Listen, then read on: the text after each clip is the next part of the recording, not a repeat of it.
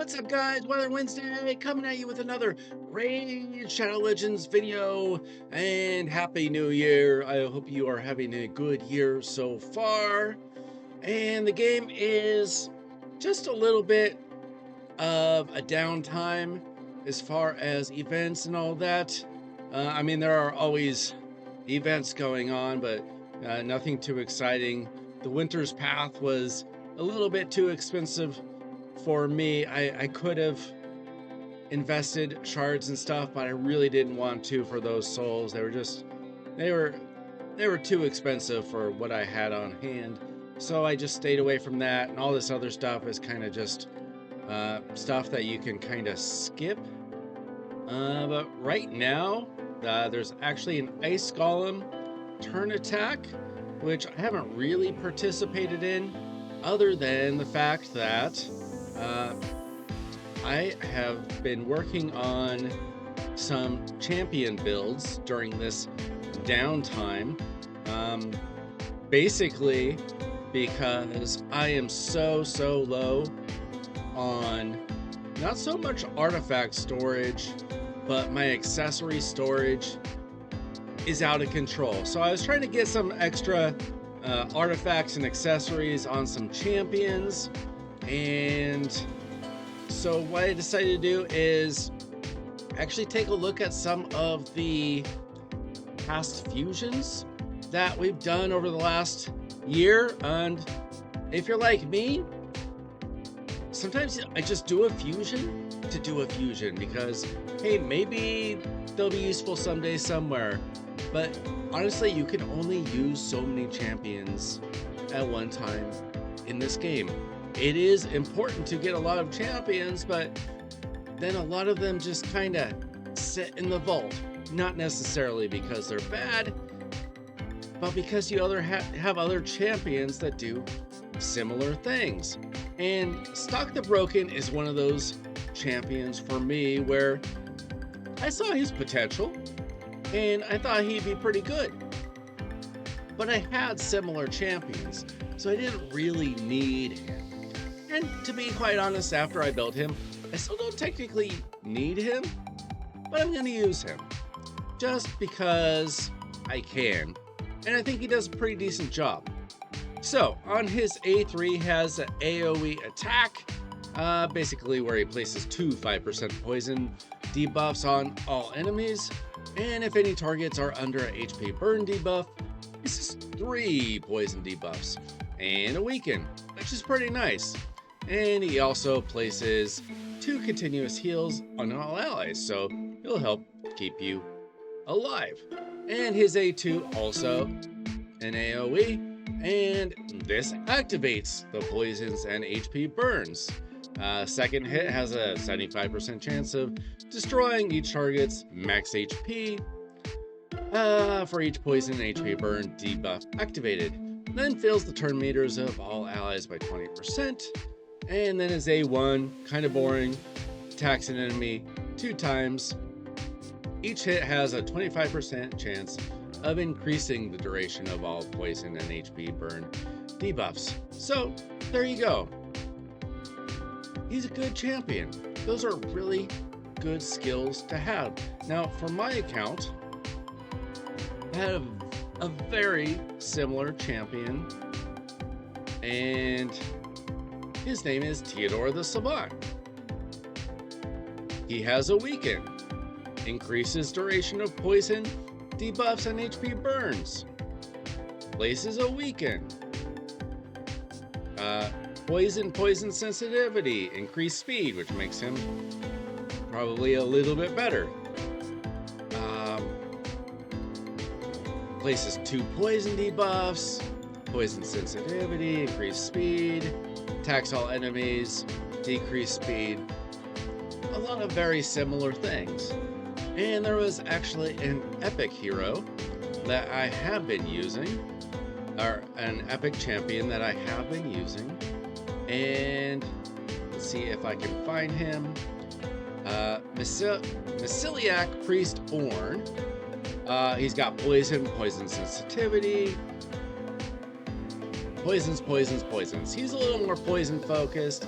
He doesn't really do the HP burn and the activation and all that. But they all can be kind of used somewhat interchangeably in two areas. Ice Golem's Peak and Dragon's Lair. I think that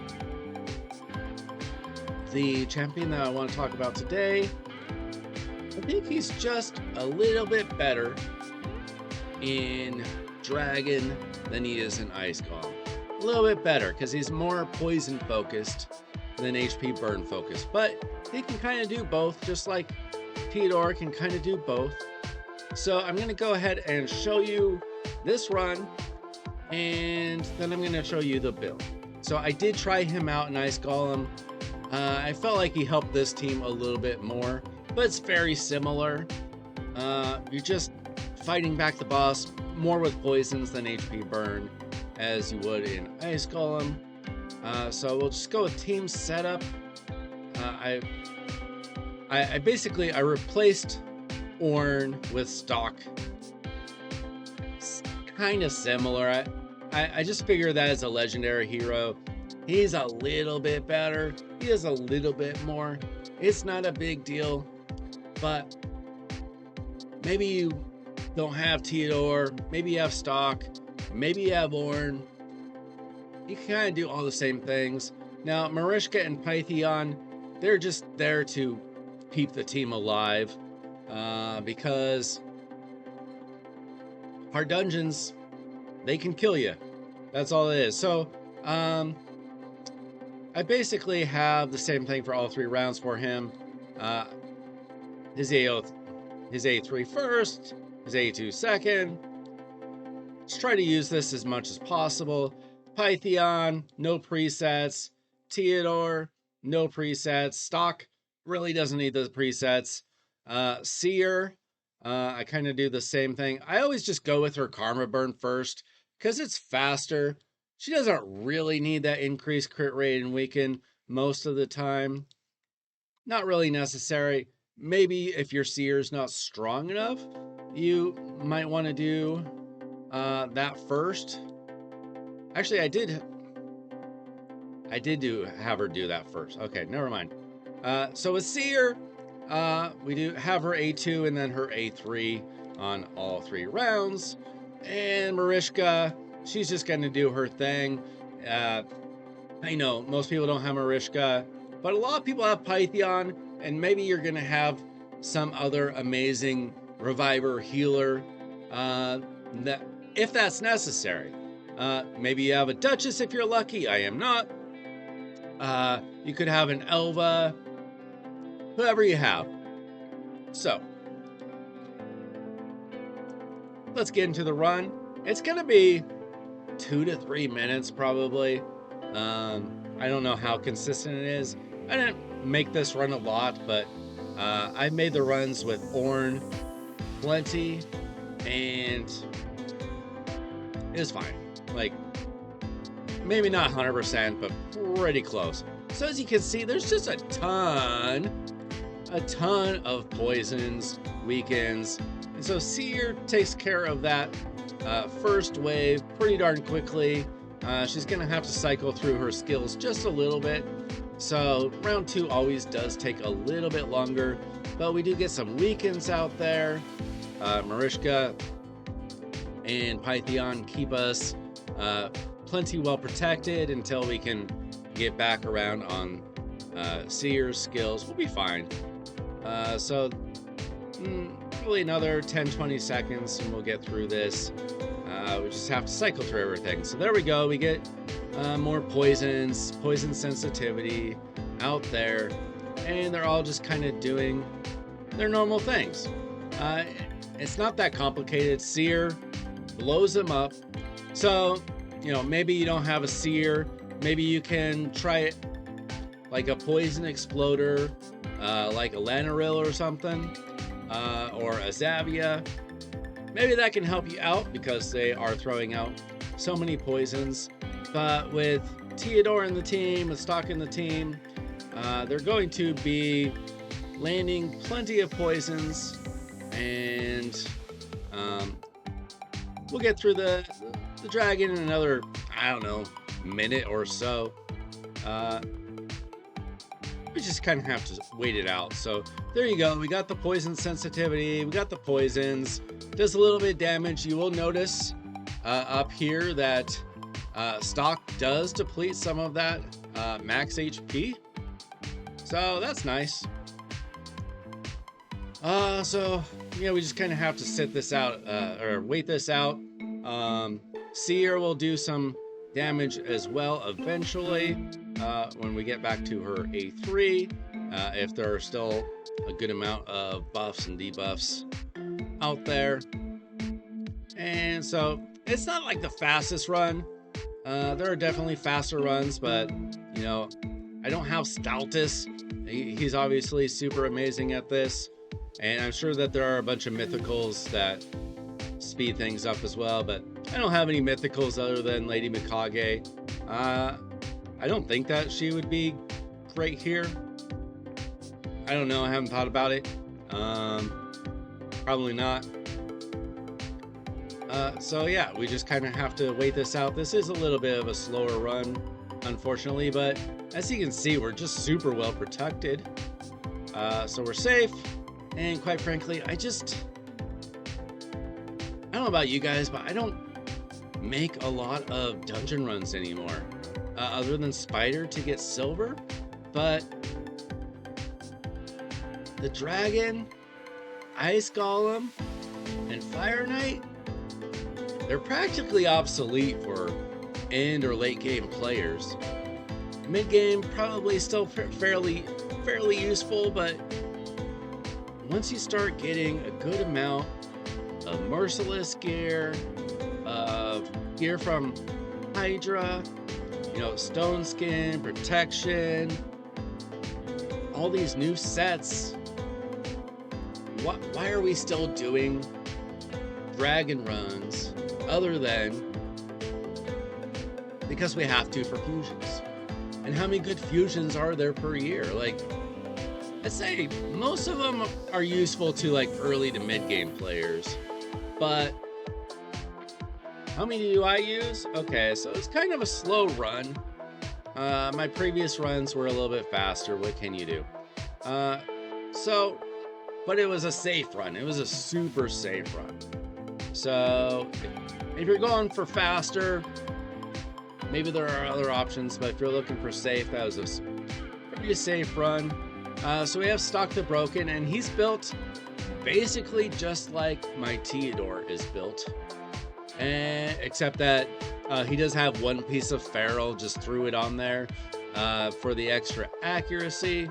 But for Stokk and for Tio, you're gonna want both of them in Regen and Immortal. It just helps them stay alive. And that's all you want out of that. Because other than that, really what you're looking for, and if you don't have this, but you can stay alive, maybe try Perception or something. But the main idea, you want to keep them alive.